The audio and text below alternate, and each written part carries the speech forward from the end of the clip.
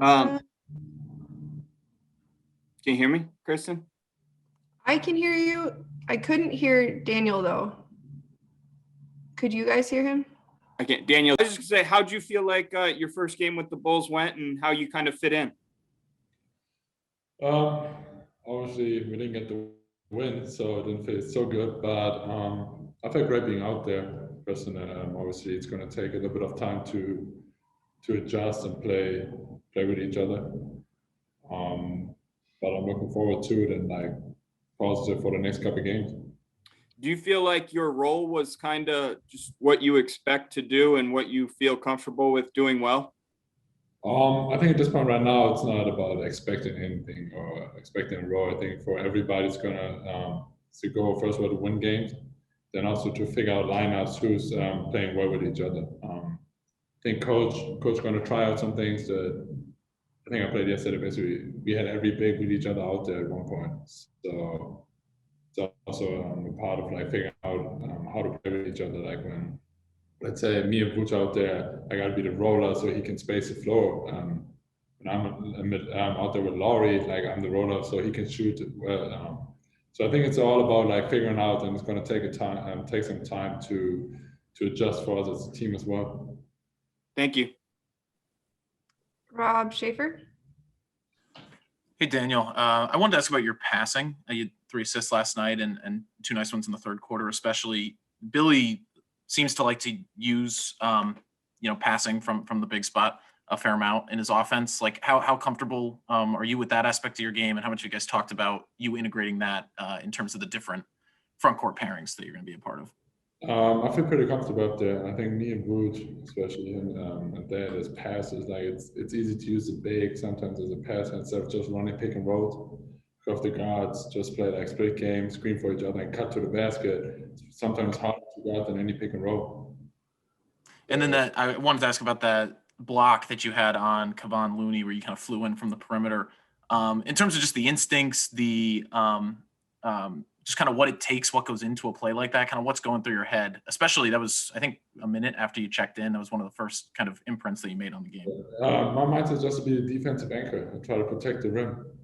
So like my teammate gets beat, I try to beat her whenever I can. Like if I be late or not, like I try to contest it and make it tough. If they score, they score. But I want to be at least like try and be there for my teammate and like contest the shot.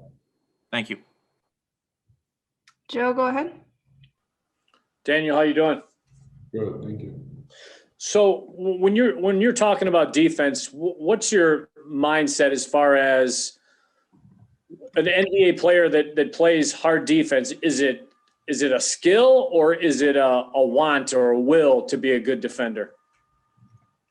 I think it's also mindset. How much you want to be out there, how hard you want to play. If you want to sacrifice your body on defensive end. And one thing is for us as a team, we got to be more physical. We got to be more into the ball. Like if you saw yesterday, if you let Steph get comfortable and don't be into him the whole game, like he's gonna give you 30 plus points easy.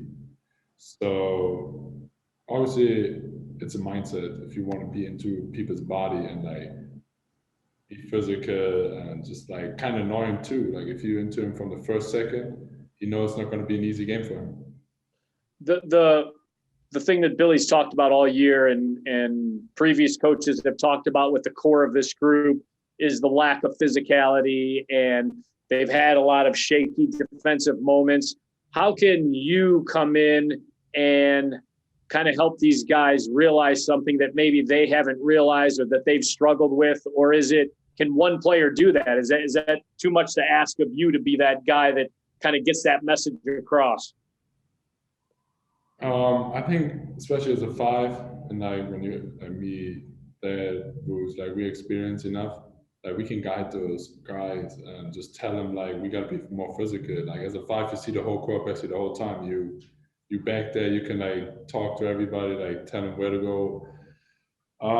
That was my mindset with the Celtics too. So just be a defensive anchor, like be vocal and just talk to everybody. And I think that's the thing we gotta change. Or like just adjust to it. Like we got to get into the ball and then trust that if we get beat, like our teammate is there to protect us. Thanks, man. Rob, go ahead.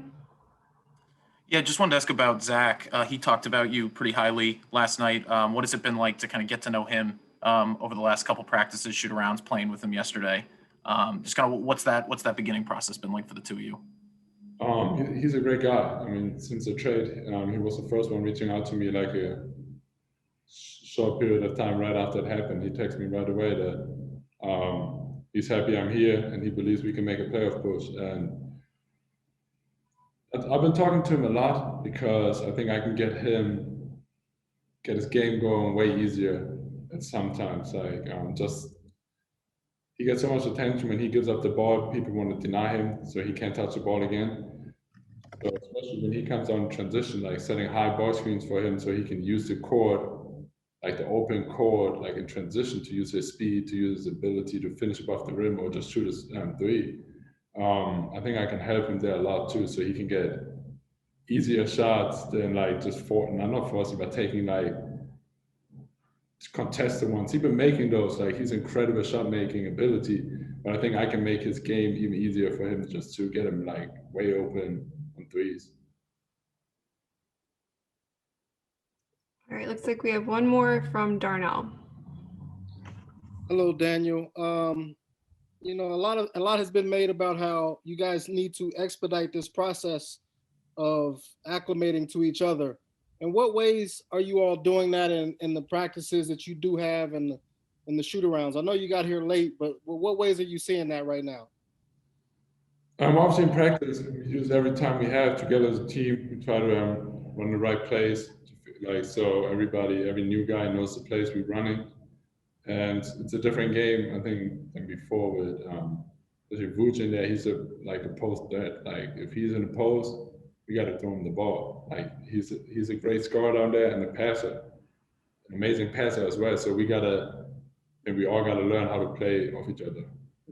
When I circle back on kind of what I said in the beginning, it's just like to figure out what we're gonna do and how we play off each other. And I think it's gonna take a little bit of time, but the good thing about the NBA, what I learned is you can use it in the game. Like you can't get mad about it. Like yesterday, we didn't play a good game, but tomorrow's the next game. So we can just look forward to it and improve.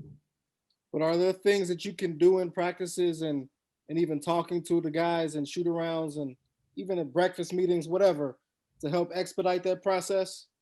No, we do. Like every practice, like we use the time. Like I said, we talk with coach or with coaching staffs, or even just us players to talk on how to figure it out and how we can make each other better, so we can win games.